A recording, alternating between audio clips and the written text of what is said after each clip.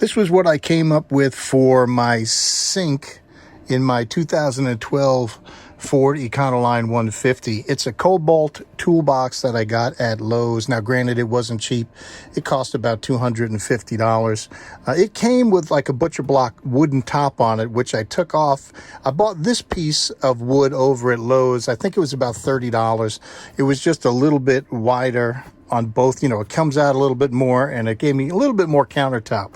So I put that in there, and what I did was I just sawed a hole for this sink through the metal top of the toolbox and the wooden top of here, and it's just a drop-in sink. This sink, if you buy this sink at Lowe's, it costs $100. I got this version, which also came with this wooden top, and it comes with a rack, and it comes with the connection for underneath for $107 on Amazon. So my advice would be to buy that on Amazon. And then I also got this on Amazon, which is the rechargeable USB pump, and I just connected it on top here with some magnets. I can remove it if I need to. And in here you'll see the sink comes down. It's a pretty deep sink, which is nice.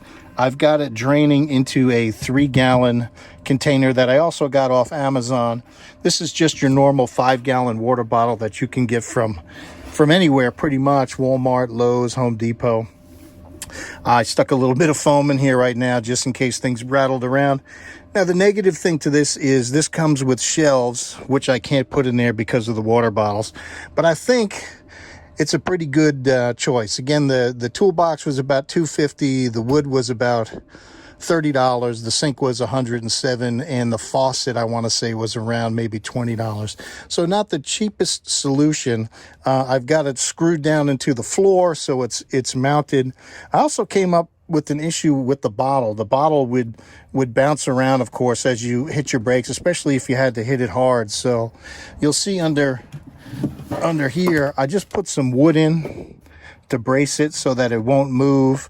And then I bought this over at Lowe's. It's a little strap you'd use for extension cords, and it fits kind of perfectly around this bottle. And then I put this screw mounted on the side right there, so now it can't really move but an inch or so, and I don't have to worry about the water bottle falling over in case of an emergency stop and then spilling all over the place. So if you're interested in kind of a no-build solution, and here's a magnetic paper towel holder I also got off Amazon.